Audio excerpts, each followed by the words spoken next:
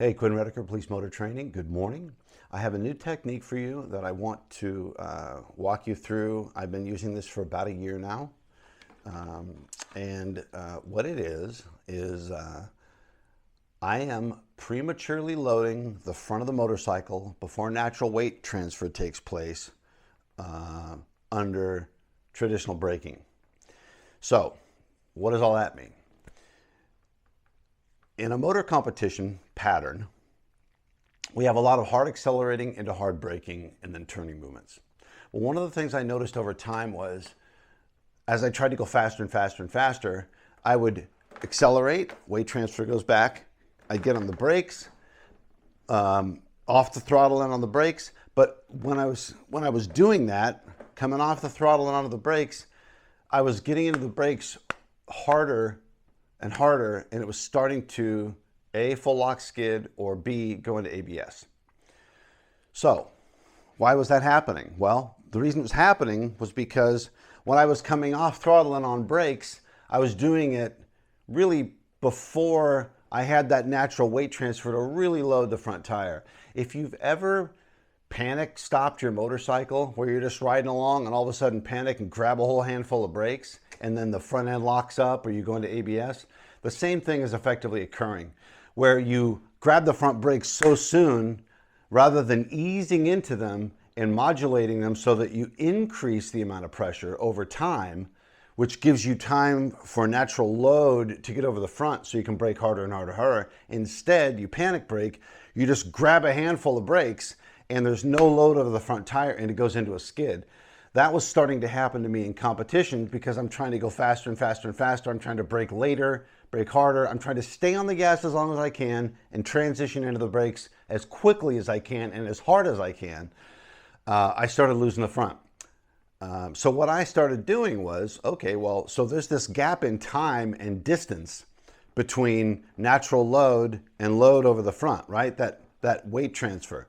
There was a gap there. How can I fill that gap in? Well, I can use my body to do that. So what I started doing was, as I said, prematurely loading the front. And let me show you what that looks like.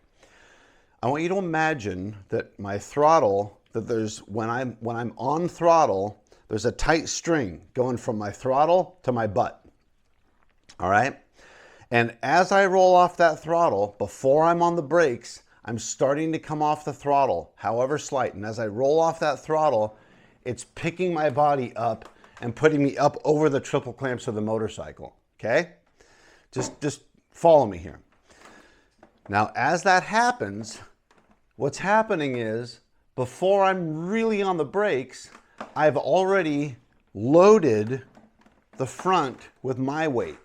Now when I get into the brakes, nice and hard, whatever that braking process is that you have, the front of the motorcycle has load on it.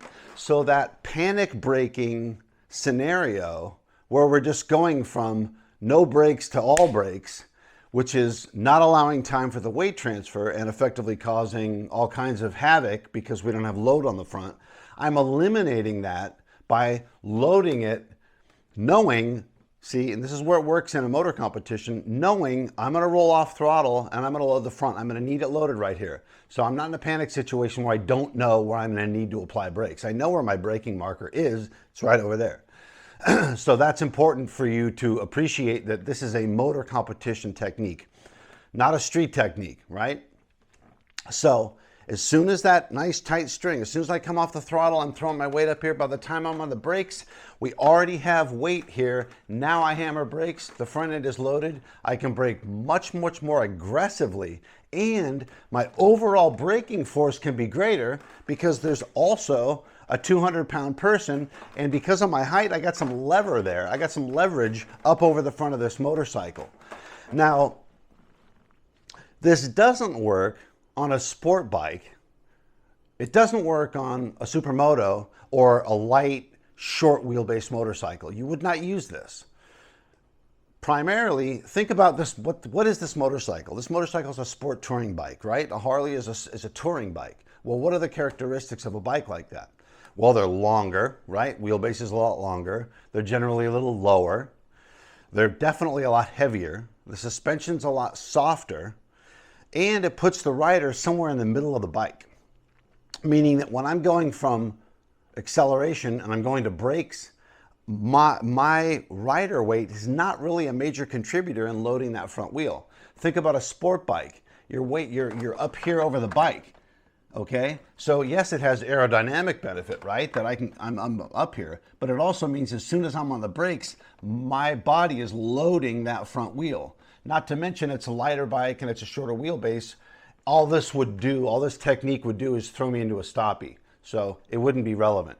On this bike, because it's long and it's heavy and it's low and the suspension's soft, I mentioned the suspension being soft because it means weight transfer is sort of more agitated because I've got all that suspension movement where you wouldn't have that. So weight transfer is a little quicker on a shorter wheelbase, sportier bike. But here we are, I'm in the middle. I don't really impact the load much as a rider sitting in the middle of the bike, so I'm creating that load by moving my weight forward, okay? This does not work in a street environment. Why? Because in a street environment, let's just assume I need to brake immediately. Well, the problem with that is this technique is based on me knowing I'm going to get up over the front of the bike, okay? So I'm already pre-planned in my head to do that. In an emergency, I'm not pre-planning to do that. Not to mention, if I'm in an emergency and I need to generate an evasive turning movement, this is not the place you want to do that, okay? This is not the best control of the motorcycle from side to side. So understand that, to me, this is useless on the street. It's also useless on a road racing track. Just a different environment, different situation. This is specifically and only for motor competitions. And within the motor competition framework, this is only for those individuals who are experiencing such heavy acceleration into such aggressive braking that they're losing the front or they're going into ABS. And sometimes that can be simply because the surface appraisal is so sloppy. So it might be for some of you, but I would say it's timed events. It's for the more sort of aggressive riders that are really pushing the bike to the point of losing traction because of that weight transfer issue. If you are interested in slow speed skills and you ride your motorcycle, this really wouldn't be applicable. This isn't a question of you aren't good enough to use it. It just isn't something that you would need. So please don't hear that I'm saying, hey, all of you that aren't good enough, you don't need this. That's not what I'm saying at all. It's a specific thing, right? And a very small window of applicability for the technique. So what we're going to do is I'm going to take you out and I'm going to walk you through why and how this works. Okay, so the first thing that we're going to do is I'm going to show you the technique and how to use it, but before we do that, I want to take a minute to demonstrate how this works. So what I'm going to do is I'm going to come into this chute here pretty fast under acceleration, and I'm going to grab a handful of brake, and when I do that, we're going to go into a front wheel lock skid if I apply the brakes hard enough. Again, that's one of the situations I run into when I'm going hard on the acceleration, hard on the brakes, and I don't want to wait for that natural weight transfer, okay? So let's see what that looks like. Just quick gas the brake. There we go, front wheel lock skid. You can hear it, definitely can see it. So what's happening? Well, I'm not waiting for that weight transfer, right? There we go, front wheel lock skid. So, my options now are one of two things. I can transition slower, meaning that I can get off the throttle and on the brakes slower, but slower means more distance. And if I don't have distance because I'm in a specific area, right, a beginning and an end in a concourse, I don't have that distance. So I will have to slow down. Those are my only options. Or I can use this technique. So now we're going to go ahead and employ this front load technique. Here we go.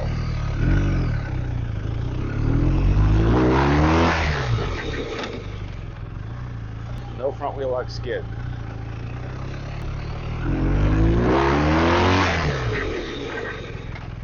No front wheel lock skid. front wheel lock skid. Okay, so how do we do this?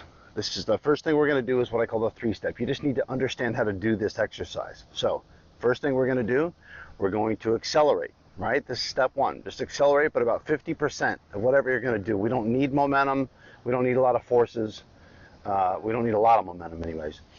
So you're going to roll on the throttle. Now step 2 is the critical part. Again, as I mentioned before, imagine there's a string from my throttle to my butt. So as I roll off the throttle, I'm directly connected to that throttle, okay? And as I roll off the throttle, I'm moving forward on the bike. Now remember, when I do this, what do I say? I control the bike with my hands. I hold on to the motorcycle with my legs. We don't hold on with our hands. So what that means is, as I'm decelerating, as I'm rolling off the throttle, and that string is lifting my butt forward and up over the triple clamps of the bike, I am squeezing the tank. Okay, I'm holding on to that with my legs. So now I have nice smooth control of the bike. That's step 2. Step 3 is, immediately after that, as I'm rolling up here, I start putting on the brakes.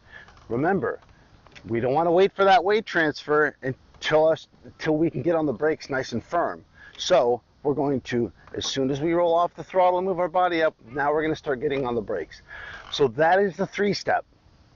And that's the first thing in just understanding how to do this.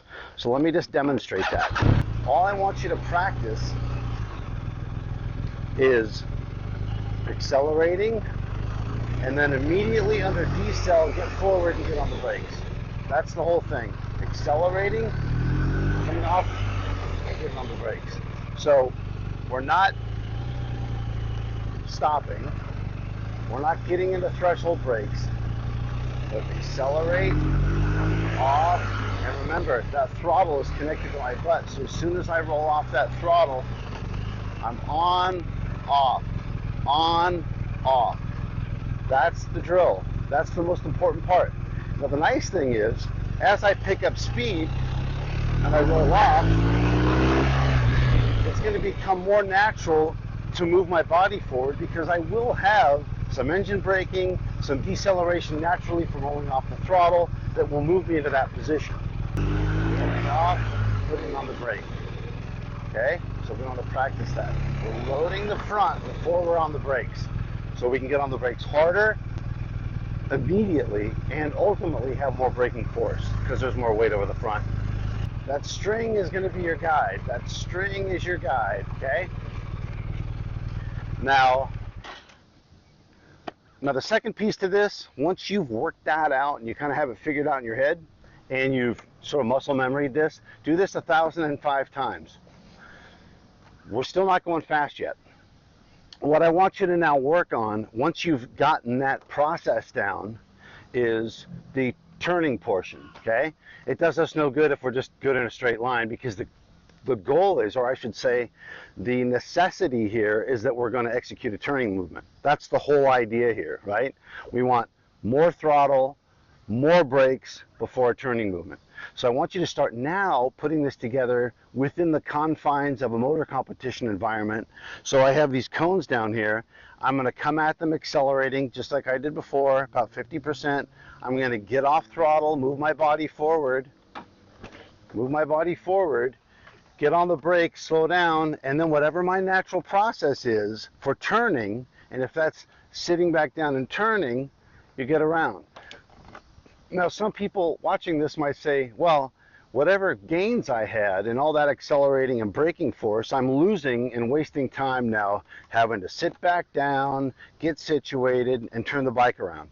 And you're absolutely right if you don't work that process out. I am very efficient transitioning from my body up here to sitting and turning.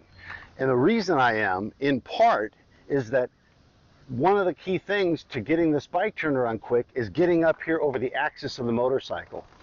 Okay, so by this process, naturally, and I'm not really going to unpack this idea too much here, but the idea for me is, when I'm up here and I'm now turning, this is about where the pivot point is of the motorcycle to turn around. So the further forward I can get, the better off I am anyways. So in some ways, I'm kind of killing two birds with one stone.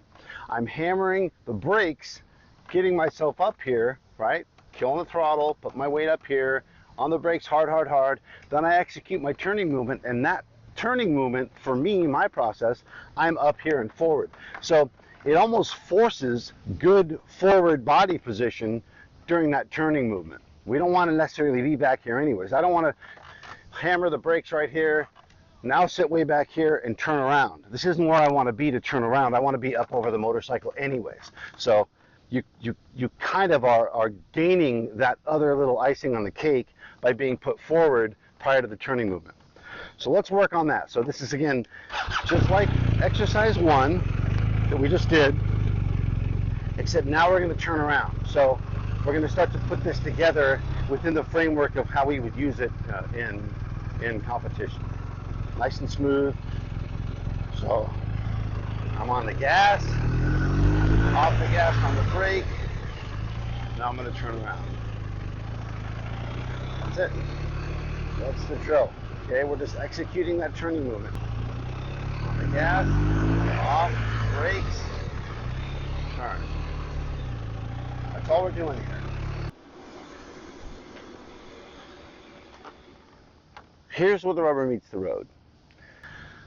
We're going to need to slowly ramp up our accelerating and braking forces to make this meaningful within a cone competition. So what does that mean? It means we're effectively doing exercise 1, the 3-step, and we're employing it to exercise 2, where we're incorporating our turning movement. Now we're going to put those together and simply start picking the accelerating and braking thresholds up. That's all we're going to do. I'm going to start accelerating harder and braking harder, little by little by little. That's the key. One of the things I do is I trail brake in. So my process looks like hard brakes into a turning movement, right? So that's not necessary, but you're going to see that in the way that I ride. You're going to see that I'm coming off throttle and immediately going onto the brake, and that I'm staying on that brake throughout the turning process. Like I said, it is not necessary. That is Quinn's process. It works for me. And it's a trail braking piece. So if you want to learn that stuff, I talk about overlapping controls in one of my videos. You can go on the rabbit hole with that. So let's put this together and start ramping up our speeds now. See what this does for us. And when I say ramp up speeds, everything's gonna start happening faster. So I don't want to just immediately jump in here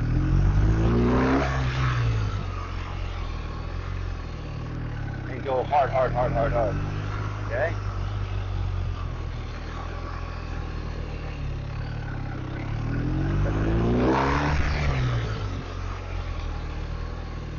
Little by little. Here's what I love about this. The front end is so planted right now. It's crazy. I have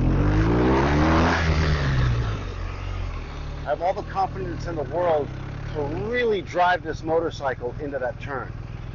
And ultimately, as you all know, when you start losing tire traction, you want to slow down. Well, it's not forcing me to slow down. I feel very confident with my traction. And I'm going downhill right now. And it's warm out. So, you see, I had front wheel skid before, and now I don't.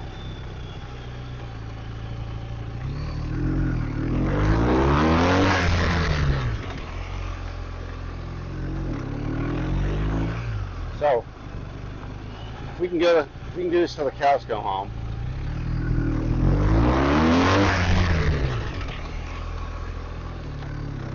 But that's the idea.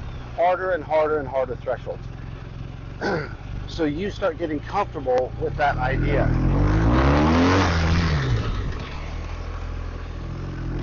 And the accelerating forces, the front end's coming off the ground right now.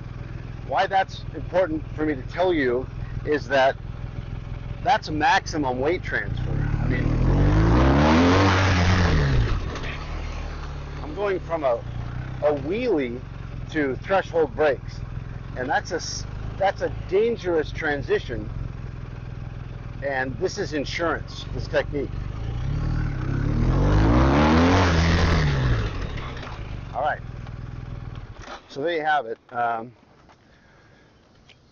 Go slow, try it out. And as I said before, This is not something for street work. This is not something for road race. This is not something for bikes really other than sport tours and touring bikes. This is a very specific challenge that I encountered that over the course of the last year I've been working to remedy. And little by little by little, I didn't start here. I didn't just say, okay, well, what's going to happen if I just throw my body up toward the front of the bike?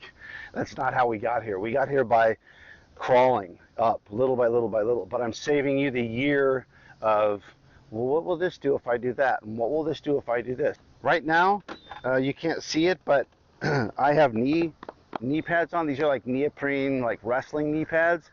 Why? Well, as you start moving your body up here all day long, your knees will get bruised. So I would recommend you get knee pads if you're going to start playing around with this stuff. What else? Just go slow. Any questions, hit me up, policemotortraining.com. Thanks.